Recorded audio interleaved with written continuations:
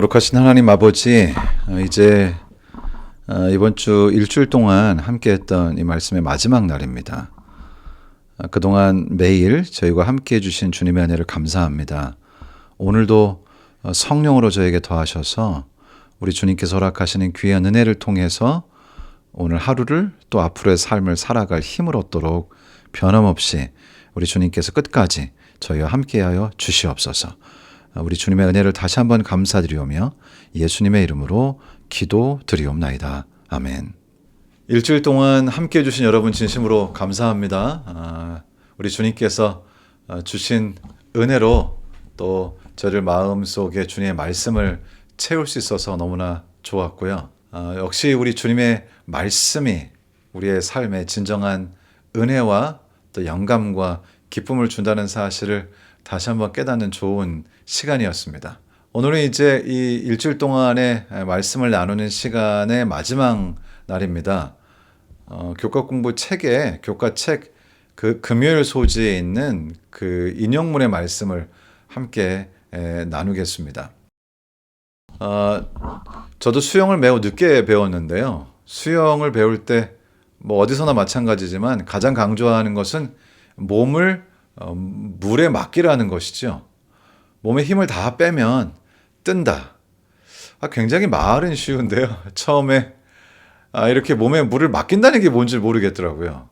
맡긴 것 같은데 몸이 가라앉고, 그리고 맡긴다는 게 정확히 어느 정도의 힘을 빼야 되는지 모르겠던데, 지금은 이제 그때 몇 달 배운 이후로 계속 수영을 해서 지금은 뭐 뜨는 데는 그렇게 문제가 없습니다.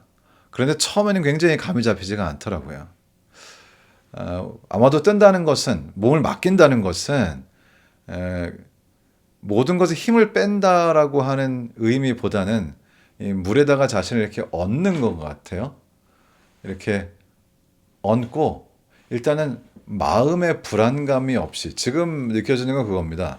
마음의 불안감이 없이 편안한 마음으로 이렇게 눕는 것이죠. 굉장히 심리적인 것이 중요한 역할을 하는 것 같습니다. 그런데 모든 것이 그런 것 같아요. 무엇을 하든지 내가 바둥거리고 버둥거리고 내 몸의 힘으로 하려고 하면 자꾸 잘 안 되는 것이죠. 마찬가지로 우리의 삶에서도 나 자신이 뭔가를 하려고 하고 스스로의 능력을 가지고 버둥버둥 하려고 하면 할수록 우리의 영적인 삶은 오히려 더 힘겨워지는 것이 아닌가 하는 생각이 듭니다.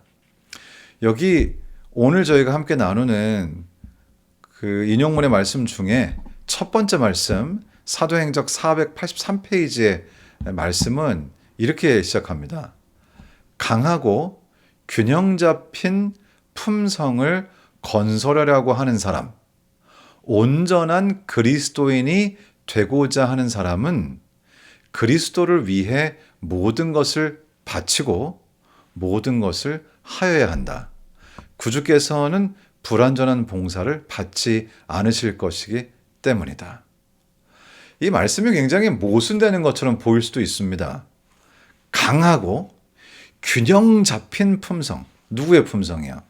강하고 균형 잡힌 나의 품성을 건설하는데 내가 강하게 힘을 줄 수 있는 모든 것을 내가 아닌 그리스도께 바치고, 내가 강하고 균형 잡힌 품성을 건설하려고 하는데 모든 것을 내가 아니라 그리스도를 위해서 해야 된다고 이렇게 말씀을 하시는 것입니다.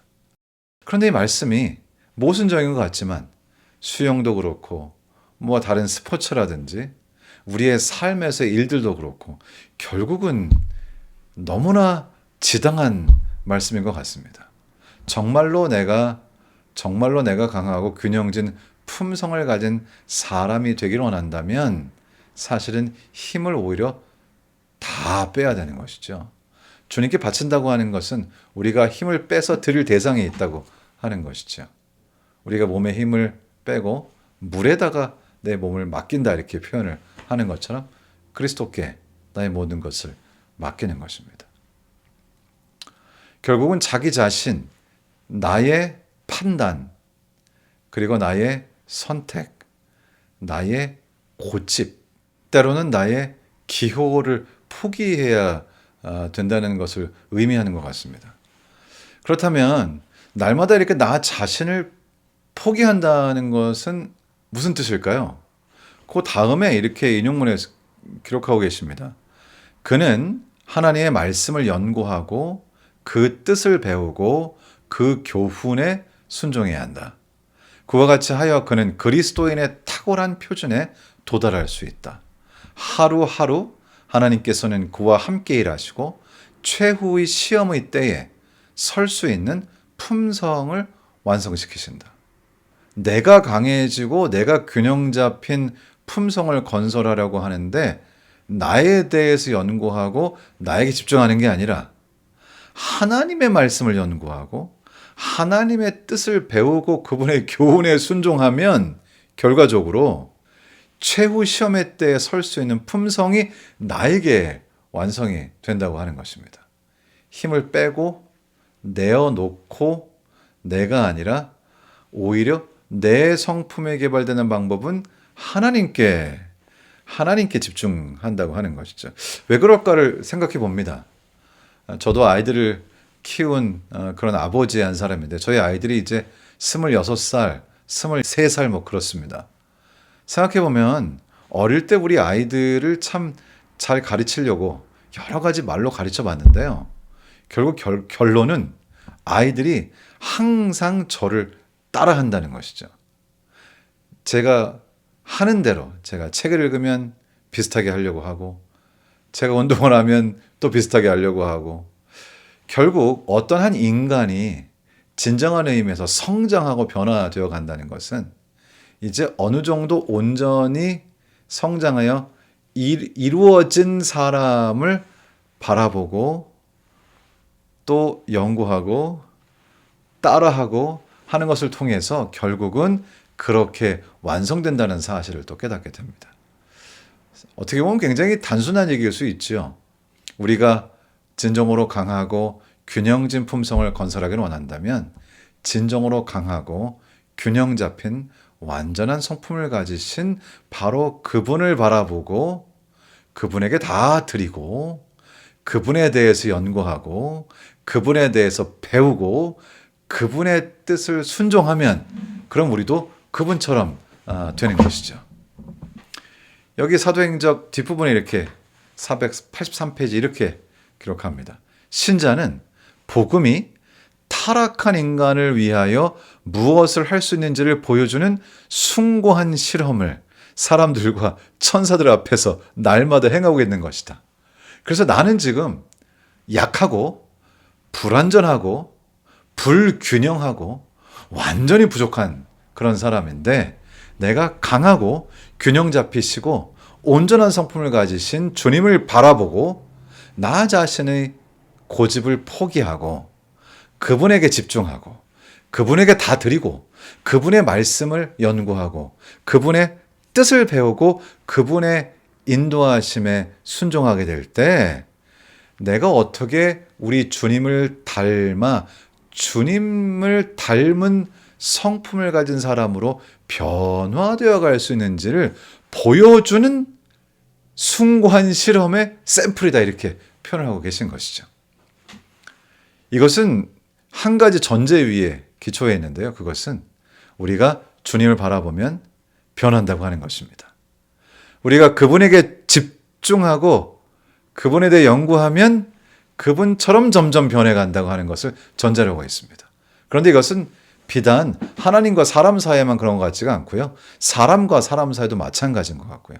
결국 우리는 그 원리를 보고 있습니다. 그리고 이제 이 말씀에 이어서 여기 실물교훈 415페이지에서는 또 이렇게 기록하시죠. 신랑의 오심을 기다리는 자들은 백성들에게 너희 하나님을 보라고 외쳐야 한다. 세상에 비칠 마지막 자비의 빛, 곧 세상에 전파되어야 할 마지막 긍휼의 기별은 하나님의 사랑의 품성을 드러내는 것이다. 이어지는 말씀이죠. 그래서 우리가 주님을 연구하고 주님을 바라보고 주님께 순종하면 우리가 그분을 닮아가는데 이것을 통해서 하나님의 사랑의 성품을 우리의 삶 속에서 드러내게 된다는 것이죠. 다 이어지는 하나의 개념인 것 같습니다. 이제 그 뒤쪽에 이 마지막 부분입니다. 이렇게 기록합니다. 하나님의 자녀들은 하나님의 영광을 드러내야 한다. 그들은 저희의 생애와 품성을 통하여 저희를 위하여 행하신 하나님의 은혜를 나타내야 한다. 의의 태양광선이 선행, 곧 진실한 말과 거룩한 행실을 통하여 비춰지도록 되어 있다. 그렇게 되어 있습니다. 우리가 주님을 바라보고 주님의 말씀을 연구하고 주님의 말씀에 순종하고 그분을 계속 바라보게 될 때 우리의 행동이 바뀌게 되는데 빛은 우리의 선한 행동을 상징하는 말이죠. 결국 우리의 진실된 말, 거룩한 행실 이것을 통해서 그리스도의 빛이 사람들에게 비치도록 되어 있습니다. 그렇게 되어 있다고요. 그렇게 되는 것입니다. 이제 우리가 해야 할 일이 분명해지죠. 우리는 우리의 삶에서 삶의 초점과 핵심과 중심을 나에게서 떼어서 주님께 놓는 것입니다. 주님을 바라보고 그분에게 초점을 맞추고 모든 것이 그분 중심으로 되게 되었을 때 우리는 자연스럽게 우리의 삶을 통하여 그분의 강하고 거룩하고 온전하신 성품의 빛이 비춰지도록 되어 있다는 것이죠. 참 감사한 일이죠. 저는 그저 바라보고 따라하면 되는 것이고 그것은 지금까지 제가 그리스도인의 삶을 살면서 느끼는 것은 그 과정은 너무나 감사한 과정, 너무나 기쁜 과정이라는 것입니다. 바하라고 하는 사람이 매우 유명한 음악가죠. 바하의 작품도 굉장히 아름답고요. 제가 특별히 바하의 노래들을 한때 굉장히 좋아한 때가 있었습니다. 특별히 그 화성이라든지 그 모든 것들이 너무나 아름다운데요. 이 바하의 작품이 그렇게 아름답고 특별하고 많은 사람들의 마음에 감동을 주었던 여러 가지 이유가 있겠지만은 그 중에 하나가 또 이것인 것 같습니다. 바하는 자신의 음악 작품, 작곡을 한 다음에 항상 끝에 S, D, G라고 이렇게 썼습니다. S, D, G. 이게 무슨 뜻일까요? S, D, G는 아마도 라틴어인 것 같죠? Soli Deo Gloria. 오직 하나님께 영광. 이 바하가 작품을 쓰는 그 목적은 한 가지였습니다. 오직 하나님께 영광. 자기 자신을 빛내거나 다른 무엇을 빛내기 위해서가 아니라 오직 하나님께 영광.